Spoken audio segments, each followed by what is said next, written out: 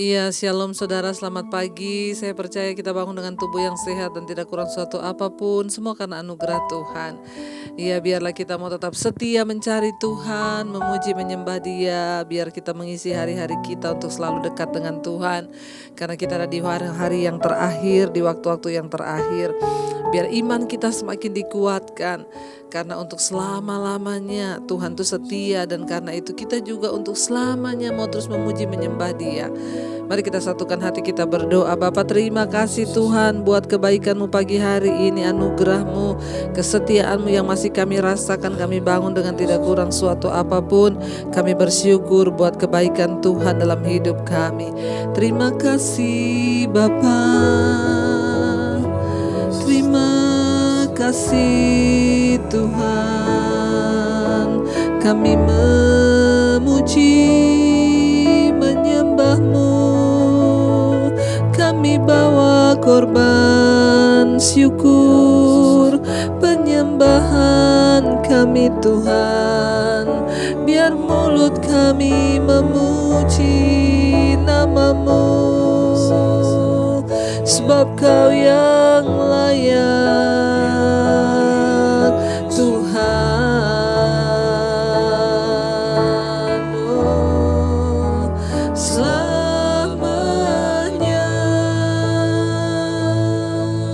ku puji, ku sembah Yesus selamanya.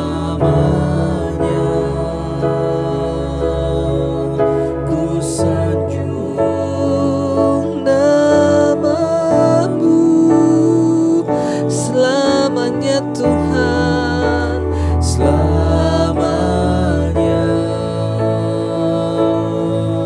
tekadku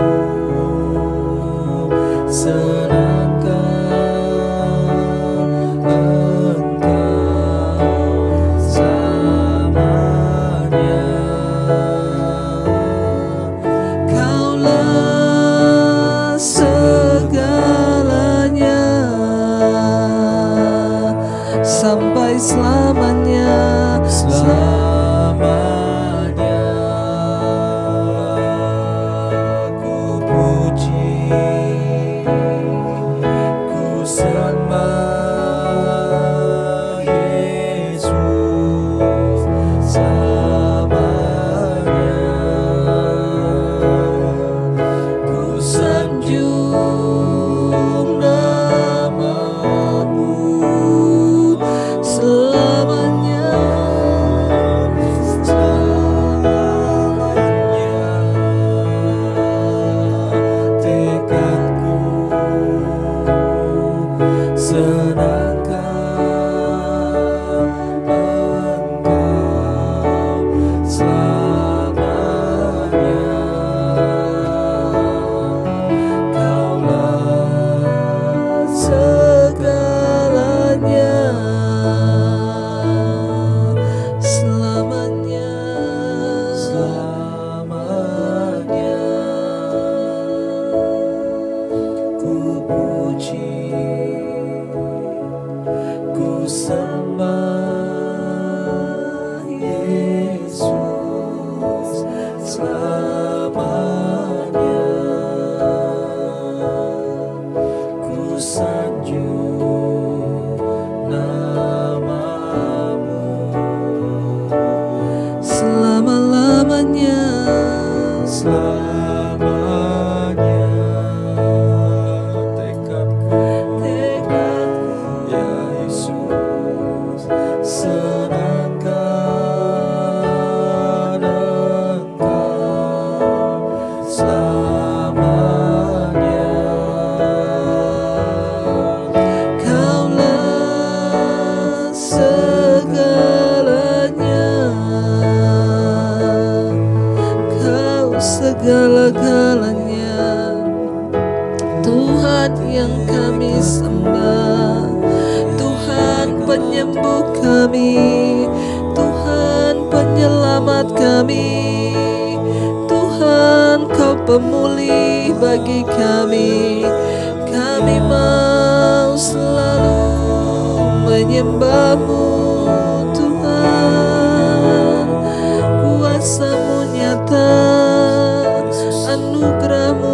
kita. Bahkan saat Engkau berfirman, Engkau menyembuhkan kami. Saat Engkau berfirman, mujizat-Mu terjadi di hidup kami. Kami mau percaya Tuhan, bahwa Engkau Tuhan yang ajaib bagi setiap kami.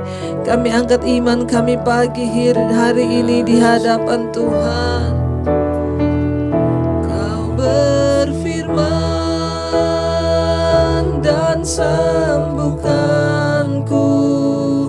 Kau bersabda dan selamatkanku. Tiada yang mustahil bagimu. Yesus, ku percaya padamu.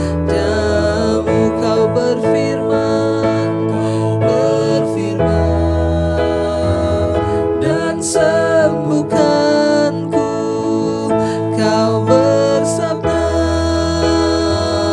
dan selamatkanku. Tiada yang mustahil bagimu.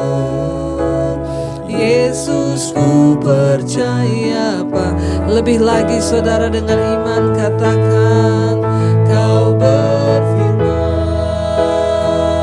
dan sembuhkan. Kami percaya Kau bersabda dan selamatkanku. Tiada yang mustahil bagimu.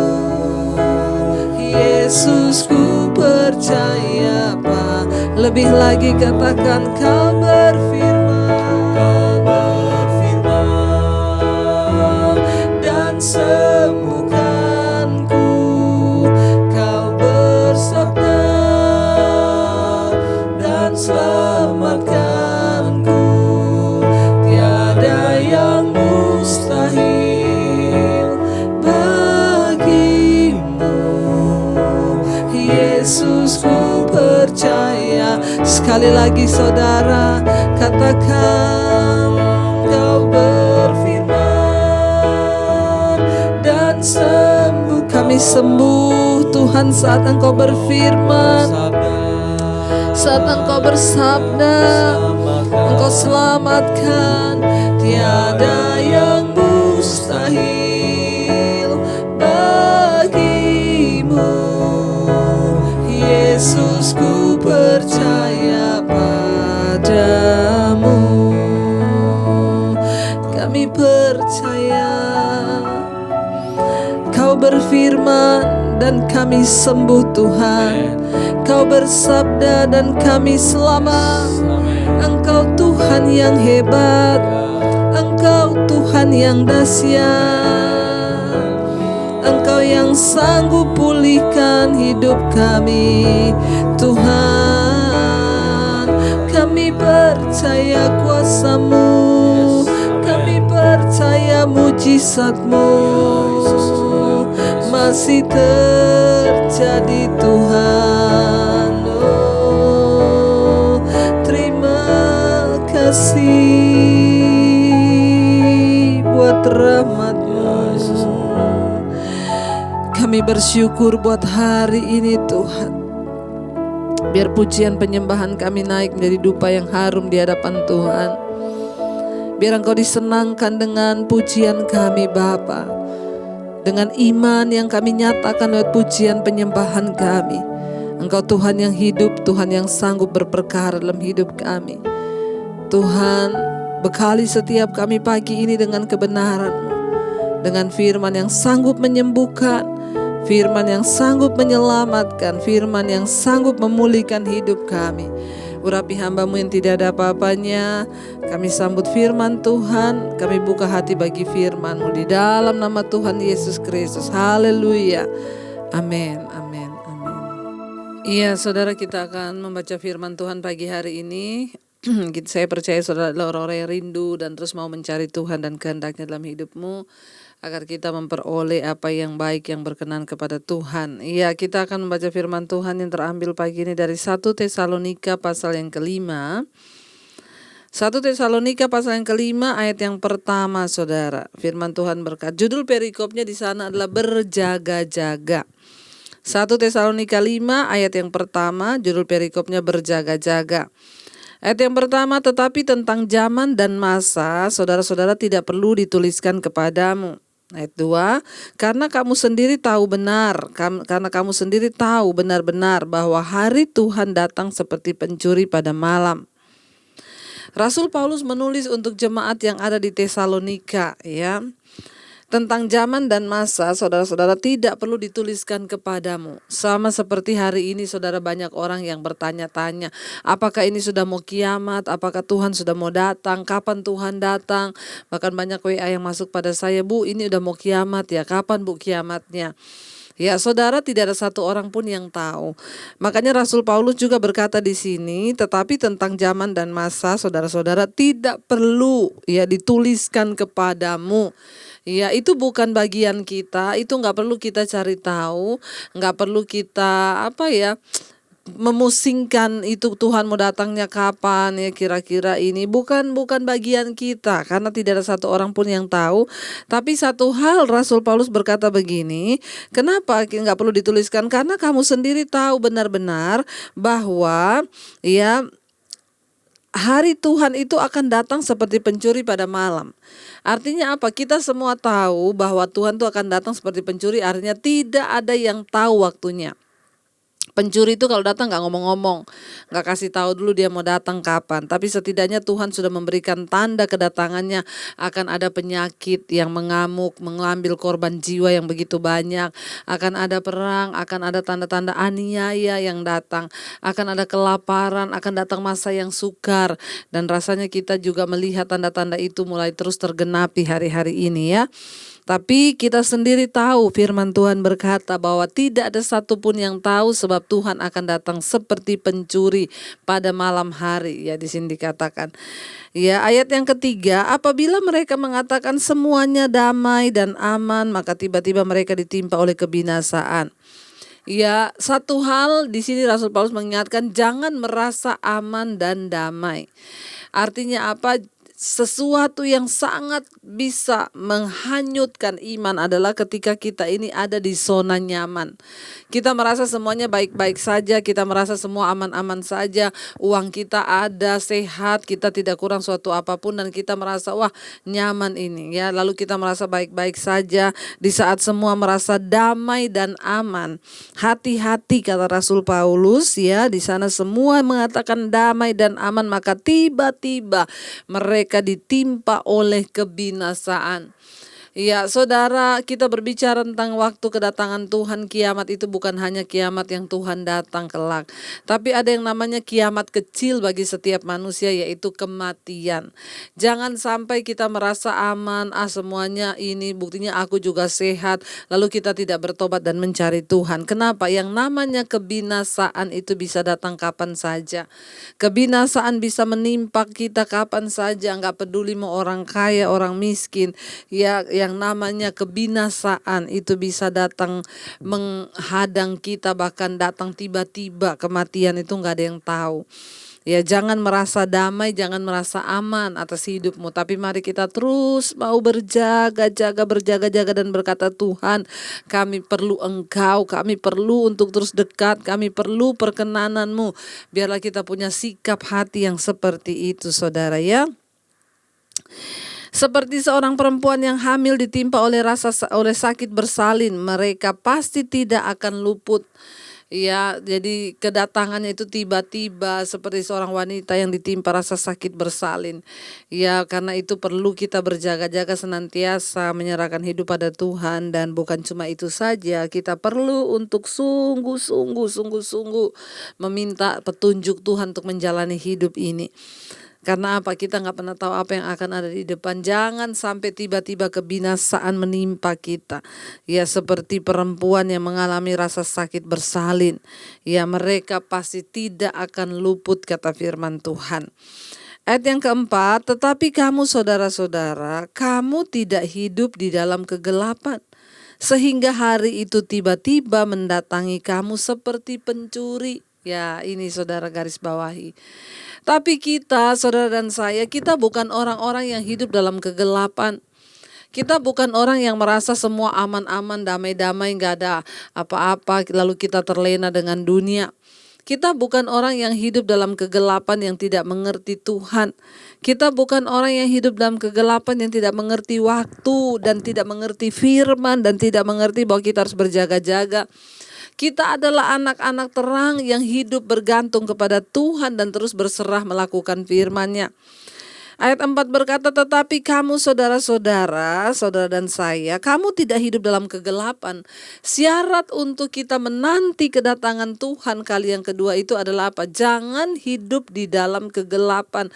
Sebab orang yang akan ditimpa kebinasaan dan malapetaka waktu Tuhan datang mengalami kiamat, baik itu kedatangan Tuhan kali yang kedua ataupun kiamat kecil yaitu kematian.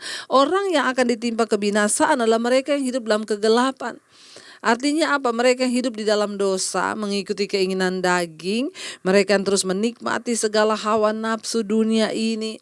Mereka yang terus sibuk berburu uang dan uang. Mereka yang terus mengikuti segala keinginan daging, keinginan mata dan keangkuhan hidup. Dan mereka tidak pernah menyadari bahwa ada di hari-hari yang terakhir dan tidak pernah mau berjaga-jaga. Sehingga dengan tiba-tiba mereka ditimpa kebinasaan. Dan tidak mungkin terluput kata firman Tuhan dari murka Allah. Ya, tetapi kita saudara, kamu ya saudara-saudara, kamu tidak hidup di dalam kegelapan. Kita nggak hidup di dalam kegelapan yang membuat kita akhirnya binasa ditimpa sesuatu yang tiba-tiba.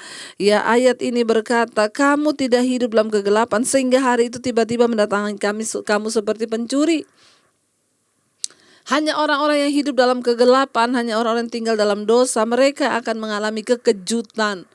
Saudara, ya, mari kita ini hidup ya di dalam kebenaran firman Tuhan.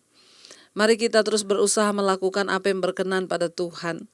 Ya, kita ini orang-orang yang terus berjaga-jaga ya dan menanti kedatangan Tuhan kali yang kedua. Ya, biar kita tidak kedapatan saudara ya buta, kita tidak kedapatan telanjang dan kita tidak kedapatan ya artinya apa firman Tuhan bilang jangan sampai ke kedapatan buta, telanjang, miskin di hadapan Tuhan. Ya, kita menjadi orang-orang yang akan dipermalukan di hari-hari terakhir, tapi kita mau menjadi orang yang terus berjaga-jaga dan menggenakan jubah kekudusan. Ayat 5 berkata, karena kamu semua adalah anak-anak terang dan anak-anak siang, kita bukanlah orang-orang malam atau orang-orang kegelapan.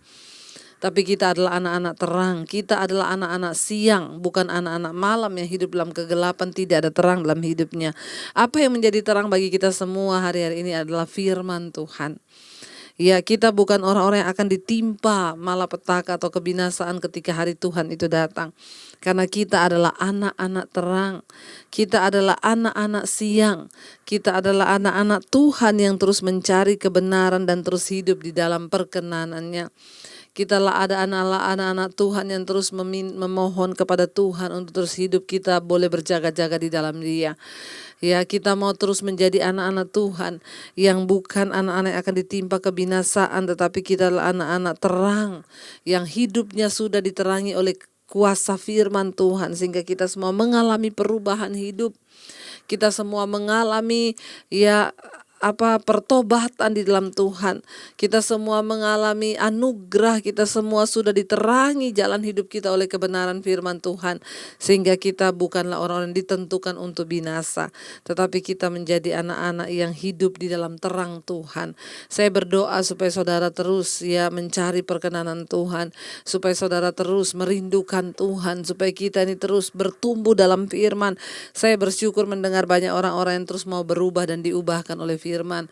Saudara, tidak ada cara lain untuk kita berkenan di hadapan Tuhan selain kita ini terus mengalami perubahan dalam hidup kita.